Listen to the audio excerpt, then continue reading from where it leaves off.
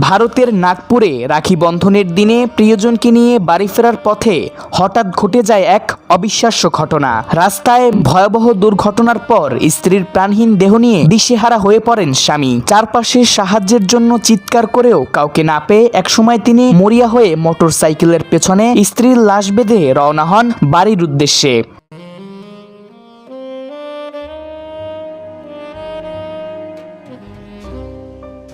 মুহূর্তগুলো যেন সিনেমার দৃশ্যের মতো। পিছনে দৌড়াচ্ছে মানুষ, থামানোর চেষ্টা করছে পুলিশ।